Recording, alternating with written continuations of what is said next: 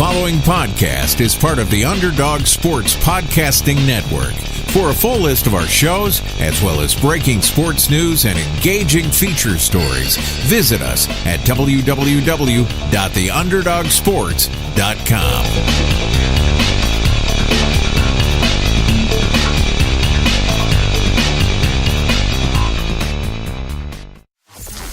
Talking Around the Bases with Ryan Carter and Logan Smith. Welcome to Talking Around the Bases, Episode 5. My name is Ryan Carter, and I'm joined again today by the ever-so-knowledgeable Logan Smith. This week on the episode, we're going to be talking about the flurry of deals that have occurred over last week going into spring training, as well as the NL East and who we think is going to come out on top. So without further ado, let's go ahead and get into it. Logan, how you doing this week, buddy?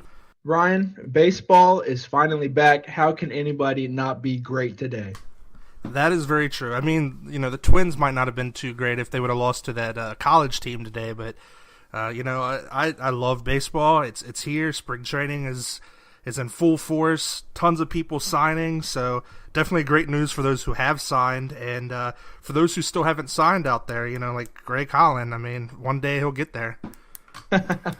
and with all the support that we've received so far, how can we not be great with that as well? You know, once again, thank you everybody for listening. Thank you for all rating and subscribing, leaving some reviews, checking us out on iTunes, YouTube, whatever you listen to your podcast on. We really appreciate it all, and just please continue to listen and leave us, ratings, reviews, and especially now that we're getting into baseball season. If anybody has any topics you want us to talk about, we're always open. Yeah, definitely. And, Logan and myself, we really do appreciate all the comments. So just, keep commenting. Like we said, if there's anything that you want us to talk about on a podcast, as we are winding down here in the off season, we have, the AL East next week, and that'll be our last division that we wrap up. If there's anything you'd like us to talk about, just shoot us an email at talkingaroundthebases@gmail.com. And we'll definitely talk about it. So, yeah, just keep subscribing, liking, whatever you want to do, really. So, without further ado, Logan, let's get into this off-season here. And I know last week it happened to us again where we record our podcast, and then after we're done and we wrap it up, a couple hours later, big news hits, and it's exactly what we were talking about. So, for anyone who listened to our podcast last week, we pretty much nailed it right on the head. And, Odorizzi's traded from the Rays over to the Twins, and it was for a shortstop, which is the exact words that you said, so that was definitely a great call by you. So what do you think about this trade? I mean, I know we talked about it. If they got a guy like that, it would definitely put them in the wild card. I know last week you weren't really thinking they were a wild card team. Well, I mean, has this changed your mind? Well, I think it definitely makes them much more interesting. That's what they needed to do. Now, they didn't bring, I don't think, a front-end starter, maybe like an Archer or an Arrieta in. But if you put, Irving Santana at the top, which, he's not going to have incredible stuff like we talked about, but he's definitely an innings eater. Odorizzi in the 2 spot, and now that takes a little bit of pressure off of Barrios and hopefully takes Anibal Sanchez out of the rotation, maybe makes him a long man or just in the minors for depth. So that's really what they needed to do. Along with that, I got to give you credit for making the Eric Hosmer call, saying that the Royals shouldn't have re-signed him, which you're right on that. Yeah. And the Padres ended up paying up, and they got him on that big contract, 8 years, I believe. So, I think both of us get a point for last week for making calls and respective choices. Yeah, definitely. As much as I like the Odorizzi trade, the Eric Hosmer deal, I said the Padres should have gotten, which they did. The Royals just let them go, so they do get that complimentary pick in next year's draft for it. But I mean, I think it's a little bit too much of a deal. I mean, it's a huge deal. 8 years, $144 million. It is front loaded, so $20 million is in the first 5 years, and then $13 million is for the next 3. And then there is that opt out after the 5th year if he so chooses. So that is not that bad to give an opt out in your deal. That way, if something happens, you can just cut ties, and you front load it for the player, of course. But definitely a good pickup for the Padres. Of course, this does move Will Myers to the outfield spot, and we'll see how that kind of projects going forward. Yeah, I think he'll be fine in left field, in my opinion. I mean, he wasn't a very good center fielder or right fielder, but with left field, it kind of takes some of that pressure off. And I think with the Hosmer trade, it does remind me a good bit of in 2000, I believe 11, when the Nationals signed Jason Worth to that big contract. I believe it was 7 years. And maybe they weren't ready to contend then. And a lot of people, they were scratching their heads wondering why. And I think that's just a deal that it can really change the franchise around. It can make teams take them more seriously. I mean, the Nationals were a laughingstock for the years before they got Worth. And the Padres have been a laughingstock for a few years now. So I think this is kind of in the same vein of things where it's kind of going to change the way teams maybe look at them. Of course, I don't think either one of us will take the Padres to win the division or even make a wild card this year. Right. But it's a step in the right direction, and it's a step where teams are going to have to start taking them seriously sooner than later, in my opinion. Yeah, definitely. And, speaking of taking things seriously, it looks like, the Boston Red Sox finally took things a little bit more serious and, agreed to that deal with JD Martinez. Now, there still has been reports out there that they're still looking over the physical. I don't think they're going to find anything wrong, but there is always still that option that the deal may fall through since it's not 100% finalized, since they're looking over the physical. But JD Martinez, 5 years, $110 million. He also, they also have an opt-out in that deal with them as well. After the second year, they can opt out. So, how do you like the JD Martinez? I know we were thinking maybe he goes to the Diamondbacks, but now he's at the Red Sox. So how do you feel this helps them contend with the Yankees? I think this is definitely going to put them closer to the Yankees, obviously, when you bring in one of the best hitters in the league the past couple of years in JD Martinez.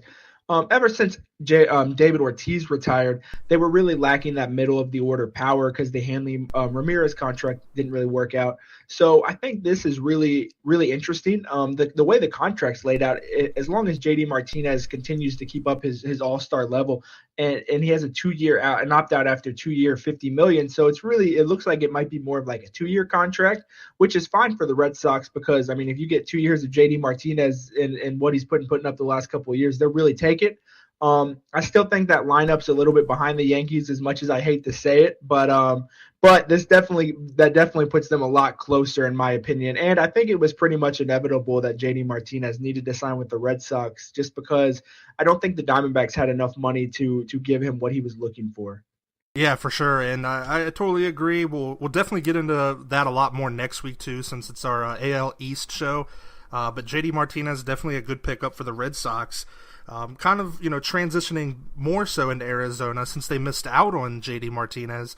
There was a trade that went down as well where they get Steven Souza Jr. from the Rays. It was a big 3-team deal. The Yankees end up getting Brandon Drury from the Diamondbacks.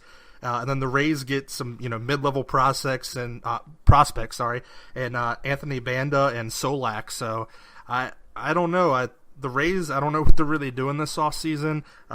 Both these guys, they're okay. I know you weren't too high on this trade for the Rays standpoint, but Arizona gets a nice young player in Steven Souza, who I really, really like, and I think he can hit the ball and field really well. And then the Yankees get a second baseman, third baseman, and Brandon Drury to help them out. Getting their prospects up to arms, I should say. Yeah, I mean, I think it's a nice trade for the Diamondbacks and the Yankees. I think, as we're going to talk about with another deal that the Rays made, they're pretty much in full fire sale mode. Giving away Oda Rizzi for not a great prospect, in my opinion, and in this trade, giving away one of their younger assets in Steven Souza for not great prospects in return. I think it's like you said for the Diamondbacks, and they also went out and signed Jared Dyson to a 2-year deal. He's kind of going to be probably more of like a fourth outfielder for him, but I'm not big on Yasmani Tomas. So now I think it's going to let Souza kind of replace Tomas in a way, which is really going to be good for the Diamondbacks. Of course, he's no JD Martinez, but it's a good pickup. And for the Yankees, it kind of takes a little bit of pressure, as we'll talk about next week, off of maybe a Gleyber Torres or Miguel Andujar, because now they can have Drew restart at either third base or second base and let those prospects kind of get a little bit more basically training in AAA until they're ready to come up to the majors. So I think overall, good trade for the Diamondbacks, good trade for the Yankees, and the Rays. It looks like for Florida this year, it's going to be both teams are going to be rebuilding for a little while. Right. Yeah, and that Jared Dyson deal, the 2 years, $7.5 million, definitely a nice pickup for them. So that fills out their outfield really nice. And still on with that Rays after this, this trade earlier in the season, they got CJ Cron from the Angels for a player to be named later, and with that, they actually dropped and DFA'd Corey Dickerson, who actually, just today got traded from the Rays to the Pirates for Daniel Hudson and a prospect. I forget the name. Do you have that? Let me see. I'm sure I can find it. I don't think it was a very high prospect. Yeah, it was like a mid-level, right? Yeah. Okay. So it wasn't anything that really jumped out the page to me. So with that Tristan Gray, second baseman, is Tristan Gray? Okay. Was. Yeah, so, with that deal, it also bring in the flurry of they signed Carlos Gomez to a one-year deal, $1-year, $4 million deal for the Rays. So, in my opinion, if you're a team that's rebuilding, a guy who made the All-Stars last year in Corey Dickerson, just to outright him DFA. We don't know the whole story. We don't know if something was going on, if he requested it because of, Longoria being traded and pretty much everyone being traded. So we don't know the whole story. But for a guy that, made the All-Stars and was really well, you're replacing him with basically Carlos Gomez. And I just don't see what the Rays were really thinking. Because if you're in rebuild, I would keep a guy like Corey Dickerson around or Steven Souza Jr. Yeah, I'm not really sure what they're doing right now. I don't want to go too far into it since that would spoil it for next week. Right. But giving away maybe not youngest pieces. Nobody was 22 or 23, but Souza and Corey Dickerson both, like you said, had really good years last year for the Rays. And even if they weren't going to compete this year, maybe hold on to them until maybe the All-Star break, or at least until you can get maybe some guys of more value, in my opinion. Now, of course, I'm not a prospect guru or anything, but just the way I see it. And like you said, with Corey Dickerson, to just be outright DFA'd and then traded for a average middle reliever and an okay prospect, I think really with the Rays, as it has been for a few years, is it's always about the money. The interesting thing now will be to see how long they hold on to their ace and Chris Archer, their star center fielder, and Kevin Kiermaier, the catcher Wilson Ramos, and their closing pitcher Alex Colomé. Since those are all older guys, maybe not Kiermaier or Archer, but still, since they're worth a good bit of money, maybe we'll see what they trade them for. There could be some more deals to be had. Right, yeah, and we'll definitely get that into it next week, as well as getting into, my team, the Orioles, re-signing Chris Tillman, 1 year, $3 million deal. I like it just to bring him back, see what he can, show.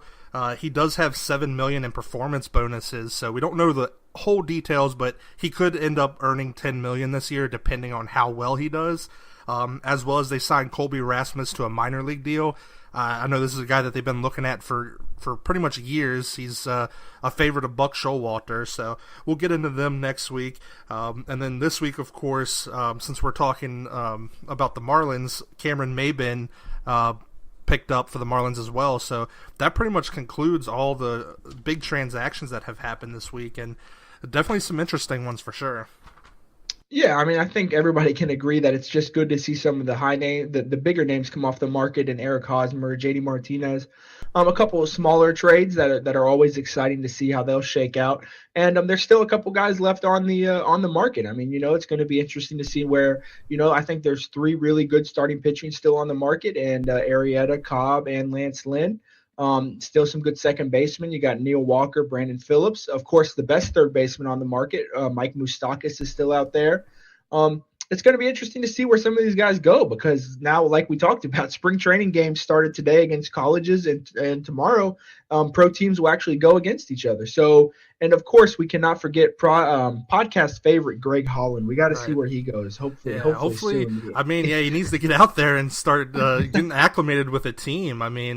It's just kind of ridiculous. But, I feel like now that a lot of the big stuff is off the board and some of these trades are starting to develop, we'll get a nice, clear picture maybe by the end of the next week, or, probably after a couple hours after we wrap up today. Something will happen, of course. I can't wait to hear about what happens. Right, every time. It's been 2 weeks in a row. Since we're falling, on a Thursday this week, since we're doing this on the 22nd, it might not happen tonight, but, you never know. So without further ado, let's go ahead and get in the NL East, which I know it's your division since the Nationals are there. And the first team we're going to talk about is a team that I actually texted you last year, and I said that, I told you that the Cubs were going to win in 2016, like before it even happened. And then last year I was like, well, maybe the Braves might have a good year, and they did not have a good year at all. I thought that they would be more promising than what they were, but the Braves, they ended up going 72-90, so not that bad, not like really bad, but I guess for that division. But I don't know. I think this team definitely has a lot of upside, and this year I definitely see them improving. Yeah, I mean they're they have one of the best farm systems in the league, no doubt about it. And starting off with probably the best prospect in baseball besides Otani is Ronald Acuna. They have some comparisons said he's the best outfield prospect and best prospect overall since Mike Trout was a prospect. So this guy just turned 20. I think he could be up sometime in April, and man, this guy is just going to be fun to watch. I think he went up almost, I believe, 3 levels last year, and he improved each time he went up. Now you're going to pair him with obviously the face of the franchise and Freddie Freeman. You've got Ozzie Albies, who's going to be a really exciting, only 21 years old, second baseman. Ender Inciarte, who they got in the Dansby Swanson trade a long time ago, and Dansby Swanson. So, the lineup's got a ton of young pieces that are really exciting. I'm not in love with the rotation this year because I think they're going to start guys like Brandon McCarthy and Scott Kazmir just to get some innings out of them before some of their top prospects come up like Luis Gohara and Kyle Wright. So this is definitely going to be a team like we talked about last week with the White Sox, where it's going to be the team's going to get even more exciting as the year goes on whenever more of these prospects get comfortable or get called up into the majors. Yeah, and I really like their young players, like you were saying, like Ronald Acuna. I really like him. Ozzie Albies. They definitely have a lot of potential. And, Freddie Freeman, he's not really old. I mean, he's 28, so he's still got a lot of baseball left in him. And he's one of the best first basemen in the league, if not the best first baseman. I know Goldie's up there, Paul Goldschmidt, but I really like Freddie Freeman. Hits home runs, gets on base. Walks a lot, has a great on-base percentage, which is what you always like to see out of your team. They definitely have one of my Baltimore Oriole favorites, and Nick Markakis out in right field. So I like this team. Their pitching staff, whenever I told you that I like them a lot, is whenever they went out and they got Bartolo Colon after he was having those good years. So I was like, well, maybe he could be a veteran there and help him out. And they had R.A. Dickey, so... I do like their starting rotation. I just don't know how far I could carry them this year. So I think that maybe for me, Mike Foldenitz is going to be probably one of the breakout pitchers because he's always been trending up each year, and we'll see how he can take it. Yeah, I mean, that guy definitely, he throws gas. I remember when he used to be with the Astros as a prospect, and they were talking about he was sit 98, 99, and that's kept up with the Braves. I mean, his numbers haven't been what they wanted.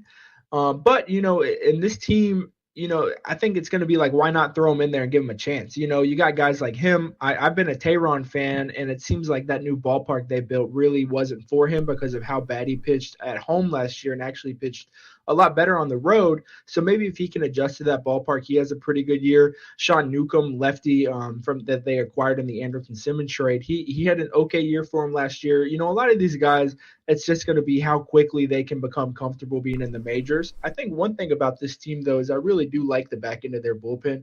Arodys Vizcaíno, he's young, only 27, and he was a pretty good closer for them last year. Hasn't really gotten a chance to stick in the closer's role, and I think this year he will.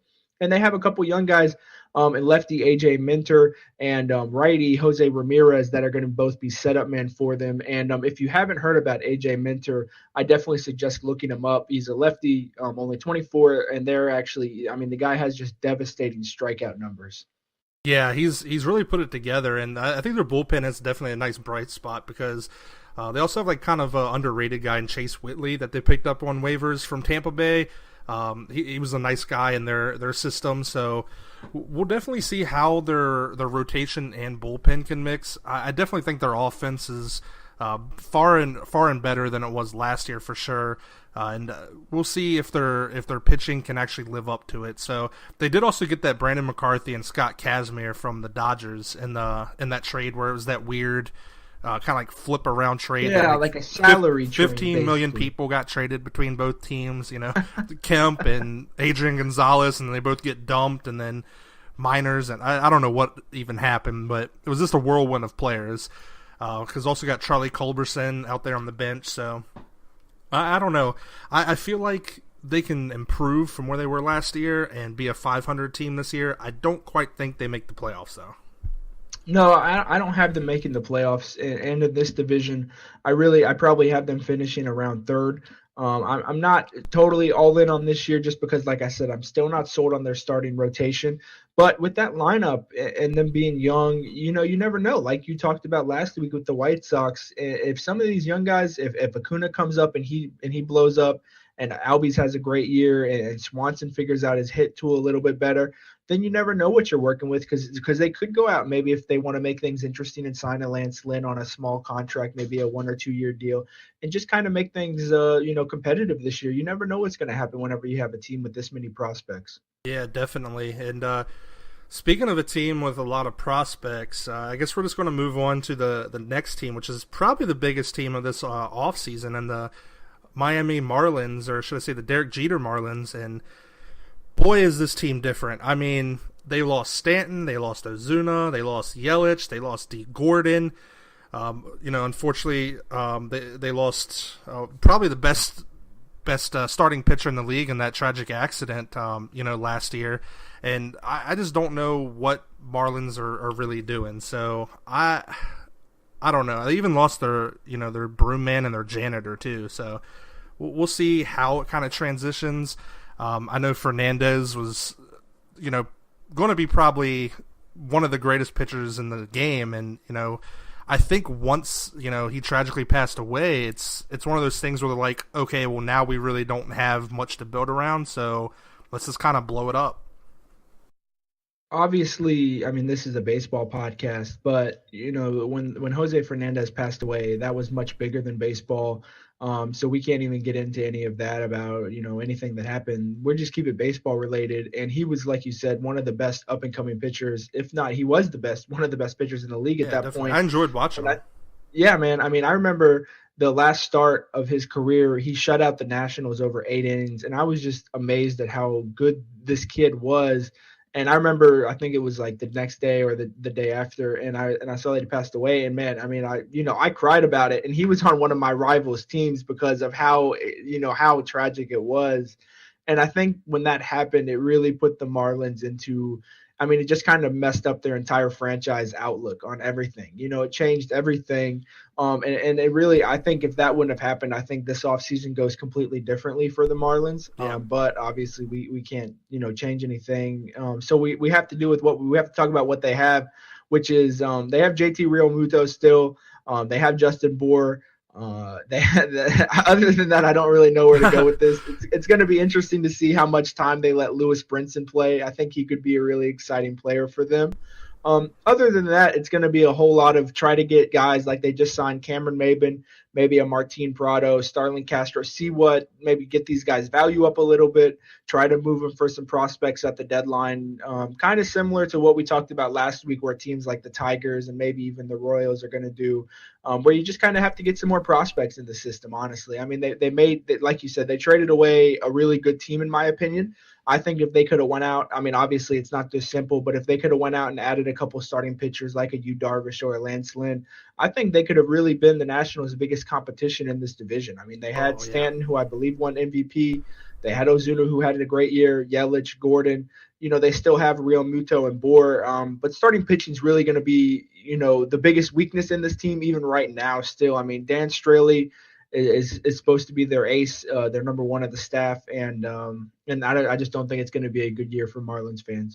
Yeah, I mean, I do like what they have. Their starting pitching is a good point. Dan Straley, they got him from Cincinnati, and he's supposed to be their number one guy. They have a bunch of guys who've kind of bounced around and really haven't done anything. They have Odrizmir Despaigne, who played with Baltimore. They picked him up from San Diego. He wasn't really ever pitching a lot. They picked him up from waivers in 2016. They have guys like Dylan Peters and Justin Nicolino. So I don't like their starting pitching. The one thing I do like about their starting pitching is Jose Arena, who I think is going to have a fabulous year. I think he kind of does remind me a lot of Jose Fernandez and how he pitches. Not as dominant, but he could get there with some time. So he's definitely one pitcher I do like on this team. If you're in baseball, I know you're there to play, and I know that it's you can't control the situations. But boy, does it must suck for Starlin Castro to go from the Yankees over to a kind of a rebuild mode in that trade. And he's kind of their guy now, other than JT Realmuto. So Starlin Castro is definitely a nice bright spot, and maybe they're going to try to build around him. Yeah, I mean, I believe he's already requested a trade. He's almost 28. Justin Bour's almost 30. JT Realmuto is almost 27. I don't see by the time the Marlins are ready to compete, I don't think these guys will still be in their prime. So if I was the Marlins, I would try to trade them for something good. Now, I know there's been rumors about JT Realmuto to the Nationals for a Victor Robles or a Juan Soto. So it doesn't seem like something like that's going to happen, because I don't believe the Nationals are willing to give up a piece like that. But I mean, I do like, I wasn't happy with what the Marlins got for Stanton or Ozuna in either one of those trades. I understand Stanton's contract was a big hindrance. But I think the Yelich trade, I think they did get some nice pieces back. I think Lewis Brinson could be a nice 2020 piece one day. You just got to figure out how to hit for a higher average. Monte Harrison seems like he's going to be a pretty good outfield prospect. And Isan Diaz used to be a couple of years ago, he was their top shortstop prospect. So, they have a couple interesting prospects. They have a couple interesting younger pieces that's going to be interesting to see what they do with these guys. But I mean, I think we can both agree that it's going to be probably bottom of the NL East for this team this year. Yeah, and it's, not to beat a dead horse, but I mean, it's going to be probably tied for who I think might be the worst team in the league between these guys and the Detroit Tigers. So I just don't know, unless some miracle happens and they could pull off some kind of I don't even know what they need to do, but I really don't. It's going to be tough to compete in that division against what they have to go up against. With the Braves definitely being nice young with their prospects already going. The Nationals, of course, the powerhouse in this division. The Phillies getting better every year, and then the Mets obviously making moves this year to get better. So it's going to be tough for them to crack even a wild card spot if they play well. So it's one of those teams that maybe 2 or 3 years, but like you said, a lot of their guys aren't going to be there, especially since they just picked up 30-year-old Cameron Maybin, and they have 34-year-old Martin Prado. They have a lot of older guys on this team, so might be a couple years. I definitely like their farm system a lot more than some of the teams we talked about last year. So we'll see how it transitions. I definitely have them finishing last in this league this year instead of the Phillies. Yeah, I mean, the Phillies, as we'll talk about in a couple of minutes, they made some interesting moves this year. The Marlins, like we talked about, I mean, they're just going to have to move some of these older pieces once they accumulate some value. I mean, you've got Brad Ziegler, who's 38 years old, in the closer's position. They have younger guys. I mean, Kyle Bearcraw and Drew Steckenrider are both 27 years old. They're pretty good relievers. Maybe they'll get a couple saves this year for the Marlins and then move them in the next offseason or at the deadline. It's going to be interesting. I mean, obviously, with Derek Jeter and a group of guys that are involved with him buying the team, obviously that's bringing a lot of attention. And then immediately, what happened after that, which is them unloading most of their guys. It's definitely brought a lot of attention this offseason. I think during some of the lulls of the offseason where no one was signing, the Marlins definitely brought the excitement by dealing away everybody. Yeah. But man, it's between them and Tampa, Florida is in a massive rebuild right now between the two of those teams. Right, and the thing is a lot of people I know complain because, of course, Stanton goes over to the Yankees, which is Derek Jeter's team, and a lot of people are saying like, well, what if he just did that because it's just the Yankees or whatever, but that's just not really the way that baseball works. I know a lot of people want to think that he's just trying to help the Yankees, but it's more so now he has a job with the Marlins, and to keep the job, he has to actually move things in the correct direction, and it's just the Yankees have the best fit, and that's where he went. Unfortunately, I agree with you. I don't like the return. I feel like the Marlins should have definitely got a lot more than they did for a caliber player like a Stanton, especially since they have to eat a lot of the contract too. So I don't know. It's mysteries to me, and I'll just leave it at that. But I think one thing that at least Marlins fans can look forward to is the home run statue out in left field. Yeah. I mean, it might not go off very much because there might not be a lot of guys hitting home runs, but at least they still have the statue. Yeah, definitely, and that's one of those things with that new ballpark on how it looks so nice, and they mainly built that because of that talent they had there and the Stanton, and I always liked watching it because all the green and the orange. It looks definitely a beautiful ballpark, but yeah, I kind of agree. This year it might not go off that much. One thing I have to say though that I do wish the Marlins would do is actually bring back Ichiro Suzuki, because why not? I mean, let him play, as much as he wants to, and hopefully in right field, and he can continue to accumulate some hits, and maybe it'll bring a few more people to the yard just to go see Ichiro. Yeah, that's a good point, definitely. So the next team that we're going to actually talk about here is the New York Mets, who I don't know. They've been a little weird the last couple years. They're kind of like, are we going to win this thing? Are we not going to win this thing? They've definitely made a lot of moves this season for sure. Obviously, their biggest one is signing Jay Bruce back, and also Todd Frazier. So I like their lineup. They do also have Adrian Gonzalez at first base slated to be there. And I don't think it's the same Adrian Gonzalez as of old, because I know once he went to the Red Sox in that trade, he kind of just fell apart. But I definitely do like their lineup, and their pitching staff is I love their pitching staff too. I mean, yeah, the Mets are probably the Washington Nationals' biggest rivals. They're probably the ones that are going to give them the biggest competition this year. The Mets have kind of been snake bitten the past couple of years just because they can't stay healthy. You got guys like last year when Syndergaard was hurt, and Matt Harvey. He's really fallen off a cliff ever since they made it to the World Series. Obviously their old face of the franchise, David Wright, seems like he's never going to make it back. But I think the Mets have had a really nice offseason. I think they brought back Asdrubal Cabrera. They bring back Jose Reyes to kind of be a utility man. And they brought back dominant, really, lefty reliever Jerry Blevins. So I think, they bring in Jay Bruce, who they had, I believe, last year, and they traded him away at the deadline. And like you said, they bring in Adrian Gonzalez. I'm not sure how long that'll last. I think Dominique Smith will take over that job before the year's over with. But I think the main thing with the Mets is how healthy their starting pitching will be. You've got guys like DeGrom, who usually he's been healthy. Syndergaard obviously missed almost all of last year. You've got Matt Harvey, you've got Steven Matz, you've got Zach Wheeler. You've got a lot of guys with a lot of talent, but they just can't stay healthy. Obviously Michael Conforto, he really hurt his shoulder last year, so it's going to be interesting to see how he bounces back. They did pick up Jason Vargas, who's gonna eat innings for him.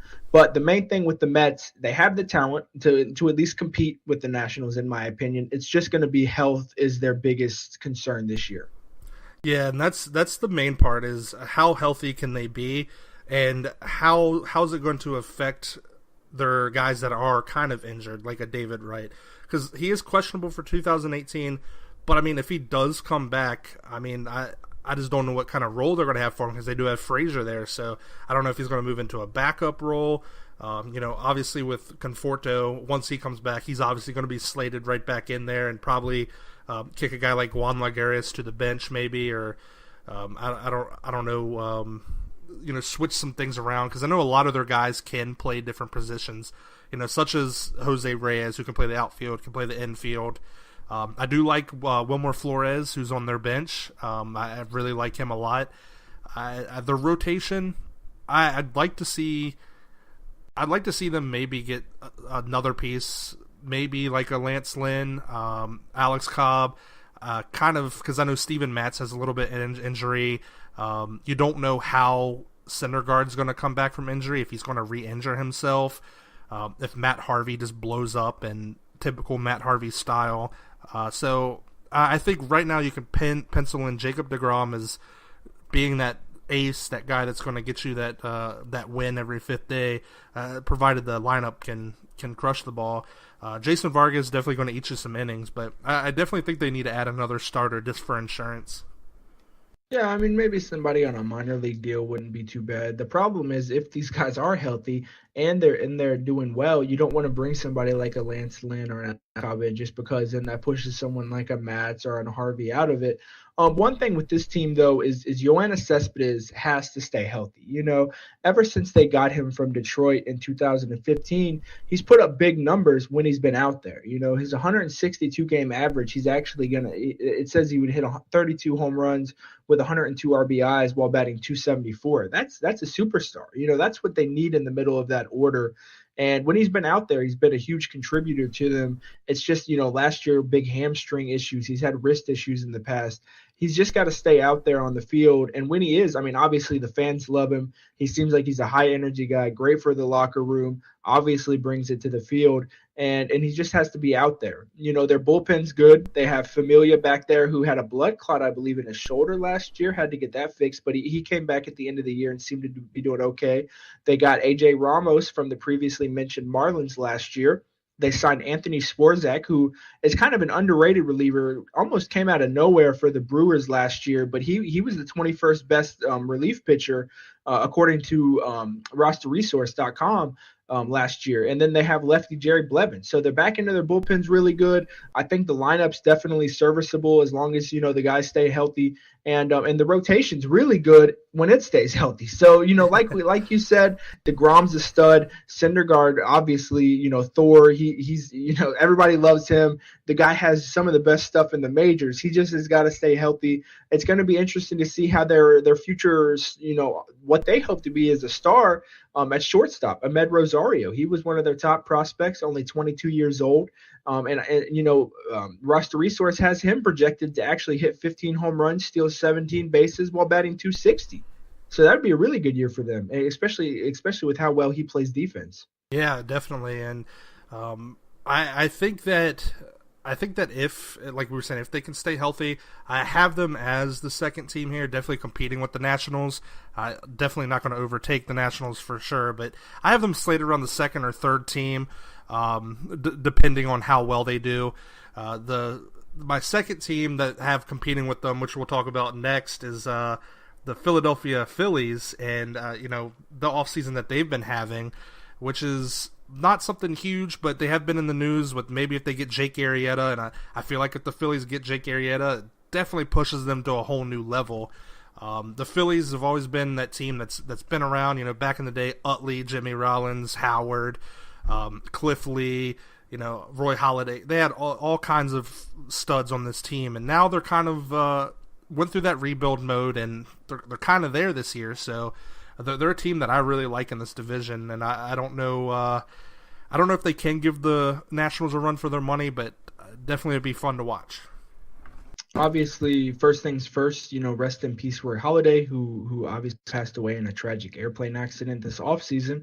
But yeah, this team, I'm going to have, I don't know if this is a surprise pick or not, but I actually do have them finishing second in the division. I really like the pickup of Carlos Santana. The only problem with that is it moves their young stud Rhys Hoskins into left field, which his body's built more for first base. But man, this guy crushed the ball last season. He only played 50 games last year for the Phillies, and he jacked 18 home runs while batting just under 260 with almost 400 on base. He almost walked as much as he struck out and still threw in 2 stolen bases as well. Now, I don't think anybody is going to say that he's going to keep that up, but man, this kid's power is legit. Honestly, this team is exciting. A couple years ago, after they had the Cole Hamels, like you said, they went to the World Series. They lost some guys. They went through a rebuild. I think they're on the up and up now. You've got young guys. You've got Odubel Herrera. You've got Rhys Hoskins. You've got Nick Williams. It's going to be interesting to see if Maikel Franco can ever figure it out at third base for him. But, they're going to put shortstop prospect, who's been on top of a prospect list for a long time, J.P. Crawford in there, and catcher Jorge Alfaro, who's known for his defense, but should be able to supply some offense in there too. It's going to be really interesting to see when second base prospect Scott Kingery comes up. He had an amazing year for them last year in AAA. Obviously, they have ace Aaron Nola. They've got Hector Neris at the closing spot. This team up and down is going to be, I think, solid. I don't think they're going to be laughers. I don't think anybody's going to be taking them lightly. I think this team's going to finish second in the NL East. Yeah, and it's going to be a huge turnaround because I have them Up there with the Mets, second or third. I haven't quite figured out which one I like better, but this is the team that finished last year, 66 and 96. And for us to say that they're going to finish second, that's a huge turnaround, because the second place team last year was the Marlins. So we kind of have these two teams flipping. Yeah, that's not gonna happen. Yeah, and we have these two teams flipping, and this is a team that has a lot of prospects and a lot of good players already in the league. Now, their biggest difference is, Freddie Galvis is gone, who was a nice part of this team, but they do get Carlos Santana, which is, a huge boost to their offense. Mikel Franco, like you said, if he can turn it around. Rice Hoskins, who's, drafted in the 5th round, kind of just came out of nowhere. I do like their young center fielder, Adubo Herrera. I really like him. He was a Rule 5 guy. He plays hard every year. So I like the young aspect of this team. Now, their starting pitching is kind of iffy. A lot of these guys are young guys that have been acquired through trades, other than Aaron Nola, who's just a beast, who was taken in the 1st round of 2014. He pitches unbelievably. Like, I feel like every time I tune in, he has like 10 strikeouts or a million strikeouts. So he's a guy that can strike you out, definitely fastball thrower, but their other guys are so-so. Ben Lively, Nick Pivetta, who are decent. Jared Eckhoff had a good year last year, so I don't know if their starting rotation can kind of get there. If they get a guy like Arrieta, like it's been talked about, definitely, I think 100% they could give the Nationals a run for their money. If I'm going to make a prediction like we have the past couple of weeks and been correct after the show, I'm going to say that they signed Jake Arrieta. I think it just makes the most sense. Like you talked about with Aaron Nola, this guy last year, he threw, and he still hasn't had a full season healthy. But once he does, he had 168 innings last year, struck out 184 guys with his FIP, fielding independent pitching at 3.27, which was even lower than his ERA, almost 10 strikeouts per 9. This kid's going to be 25 this year. He's a stud. Like you talked about, Jared Eichhoff, he's kind of like a stability guy for them. I think he's a fine number 4, number 3. The interesting wild card piece is going to be Vince Velasquez, who they actually acquired from the Astros in that Ken Giles trade a couple years ago. He's not even 26 yet, and he has the stuff to be just a bona fide stud, but he can't stay healthy. There have been rumors maybe putting him in the bullpen to kind of be like a 2-3 inning guy, use him a couple of times a week, and he'll just come out of the bullpen throwing absolute gas, because I don't think, but I think they kind of have to keep him in that rotation for now, because the back end of that rotation is just not good with like you said, Nick Pivetta and Ben Lively. So, you bring in a Jake Arrieta that kind of bumps down everybody, gets the worst guy out of that rotation, because their bullpen's good. Hector Neris was the 19th best relief pitcher last year.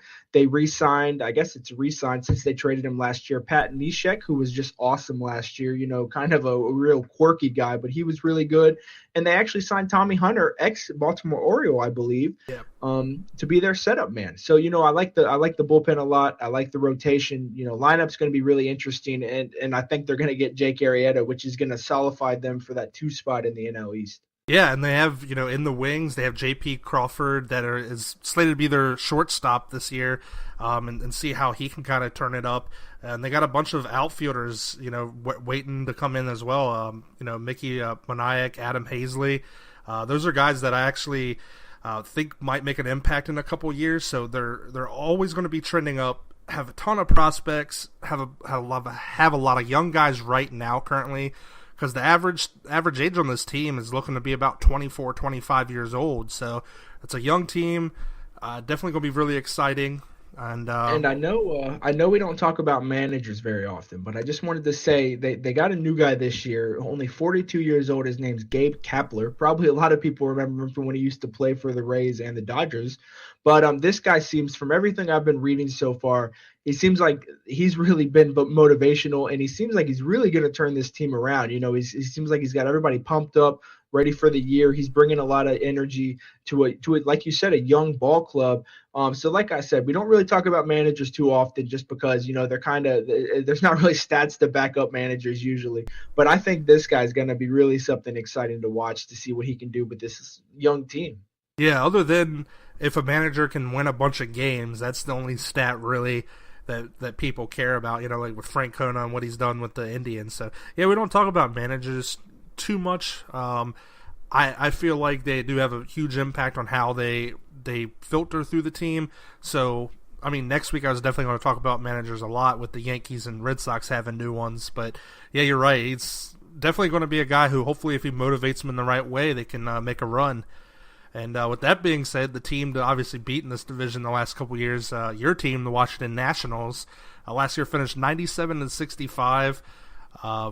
Definitely loaded. I like to call them the Yankees of the National League because they just have all the good players, it seems like, and they definitely do a lot in the offseason. They re-sign a bunch of people, they trade people, they're definitely very, very active. And the most interesting thing I think about this team, and I thought was just going to make them win the World Series last year, was the trade for Adam Eaton.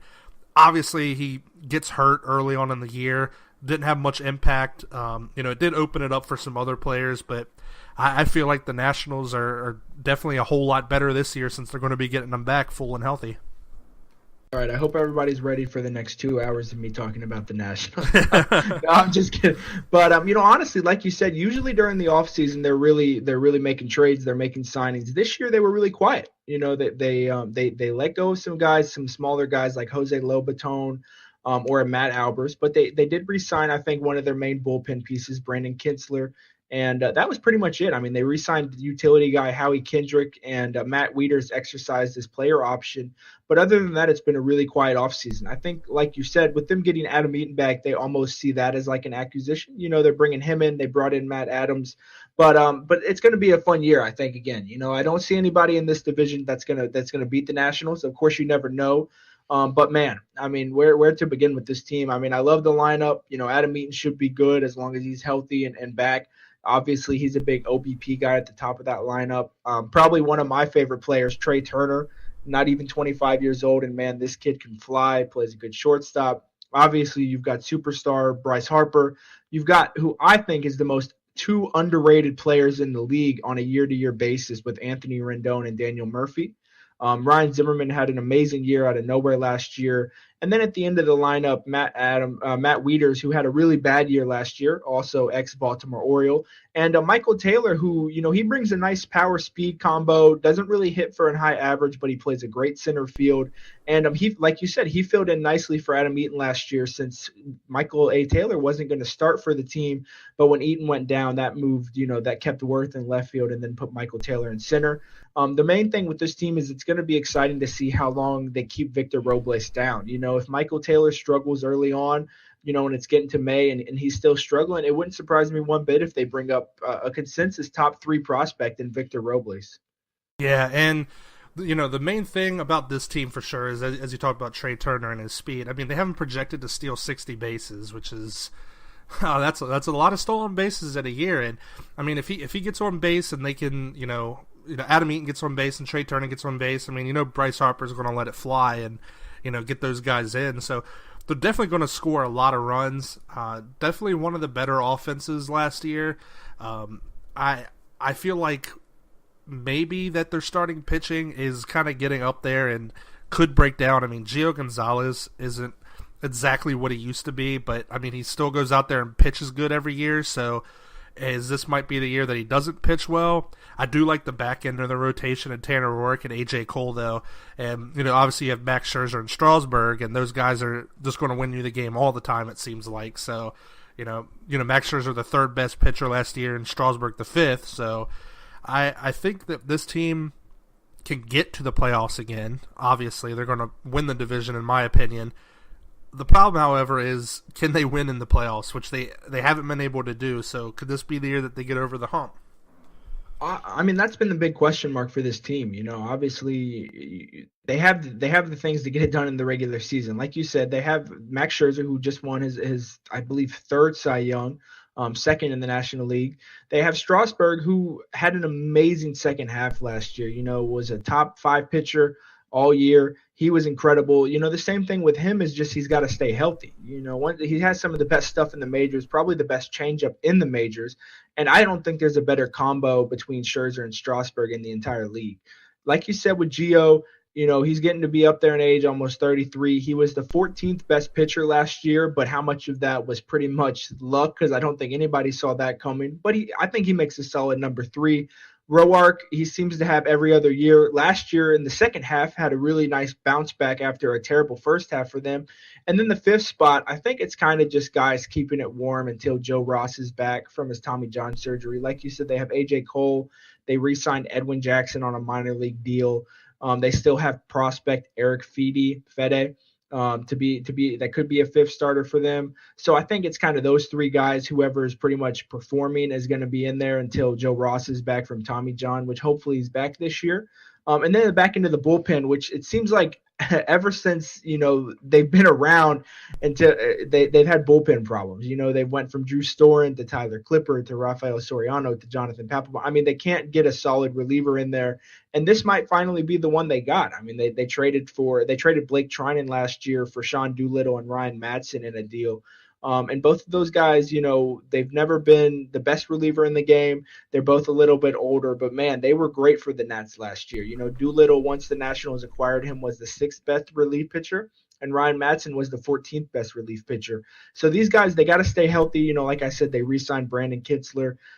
Sean Kelly, obviously, he was really good for them the first year they signed him, but he's kind of been injured since then. It sounds like Coda Glover's going to be injured. So, with this team, I hate to say it, but I really don't think the regular season matters to them very much this year. I think they're pretty much going to be able to coast through, like we talked about with the Indians last week, where these teams can kind of just pretty much focus on the playoffs almost. Now, you don't want to overlook anybody too much, but I don't see anybody that's really going to contend with them in the regular season, that is. But like you said, man, they gotta win in the playoffs. And this year might be the best chance they get, because with Bryce Harper becoming a free agent after this offseason, a lot of people don't think he's going to re-sign.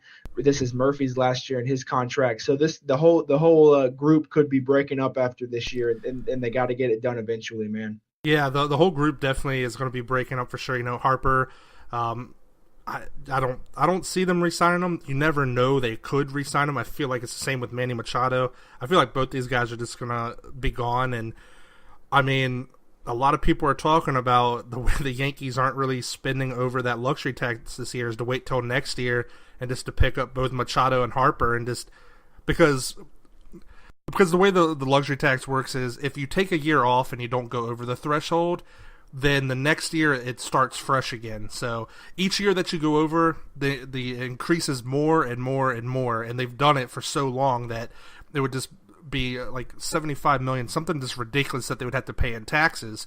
So if they take it off this year, next year they can spend and they don't have to pay as much in the luxury tax. So a lot of people are thinking that might be what's going on here, and if that happens, I don't know what I would do with the Yankees, to be honest with you.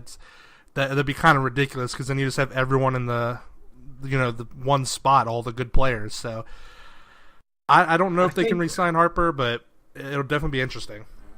If I had to make my prediction now, I would say that Bryce Harper does not re-sign with the Nationals. Obviously, I hope he does. I have his jersey in probably 4 or 5 different colors.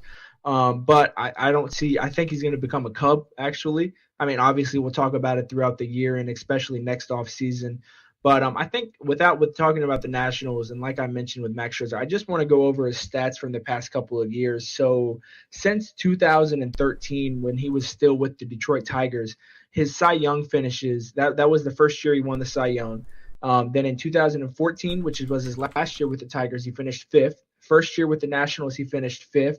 And then the last 2 years with the Nationals, he actually won the Cy Young. So this is 5 straight years that he's finished in the top 5, 3 of them being wins of the Cy Young for him. And I mean, honestly, this guy brings the intensity to the mound. It's crazy. I love whenever he's in the 6th or 7th inning and you can tell he's closing in on a win.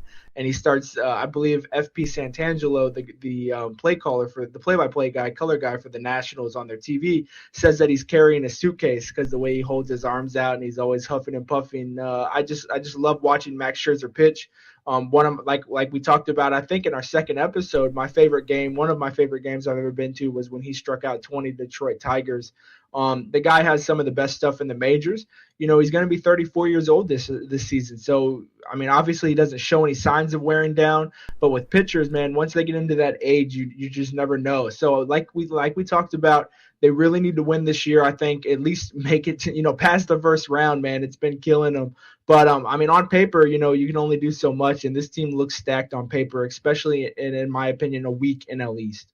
Yeah, definitely, and I agree. I feel like they might hit the 100 win this year. They went 97-65 last year, so definitely the top team for sure. They haven't really changed much to their team. The biggest offseason transaction, I would say, is just getting Adam Eaton back from health. So I think we'll see how this team can roll, and definitely with two very fast guys and on base guys at the top, and Eaton and Turner. It's going to be a fun season for sure. So I feel like overall, I got the Nationals first. I think I've made up my mind. I'm going to say that the Mets do finish second. Okay. I'm going to say Phillies, Braves, and then I guess the Marlins finish fifth. I don't think they can finish worse than fifth, but they finish fifth. I have the Nationals making it as the winners there, and I actually do see the Mets getting a wild card spot. Okay. Yeah. I mean, I've got the Nationals winning the division. I have the Philadelphia Phillies finishing second. I'll say the New York Mets finish third. I'll say the Atlanta Braves continue on their rebuild. They finish fourth, and then the Miami Marlins do finish fifth. And the Nationals are the only team I see making the playoffs out of this division. Oh, okay, interesting. Yeah, and just going forward, next week we are going to be talking about the AL East, which will wrap up our divisions. We are still kind of figuring out for the next 3 weeks before the season actually gets under the way. I know we did talk about that. We are going to do a projection and prediction show the week before the season starts on who we think's going to make the playoffs, win the divisions, who we have winning the hardware as Cy Young winners, MVPs, maybe even Gold Glove. We'll kind of figure it out. If anyone does have any type of comments or anything that they would like to hear us talk between that time, like I said, to shoot us an email at talkingaroundthebases@gmail.com. Leave us a comment on iTunes. Leave us a comment on YouTube. Just reach out to us. We always. Even have a Twitter. We have a Twitter account now, so I mean, it doesn't have very many followers, but if you one thing we do, we want to know is who's your favorite team. We want to know who you guys are rooting for. So like Ryan said, tell us on Gmail, tell us on YouTube, wherever you want to tell us. Just let us know who your favorite team is, so we can kind of get a feel for who our listeners are, who their favorite teams are.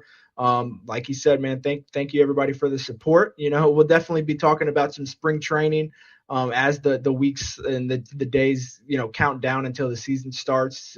We'd love any topics that you guys could give us just to kind of let these 3 weeks pass by as quickly as possible. But man, we're just so excited to have baseball back, and we're so excited that we can, start this thing up. And we already have so many of you guys, great listeners. Thank you all so much. Yeah, definitely. And so until next week, Logan, thank you for joining me, and have a great night, man. Baseball is back. Thank you.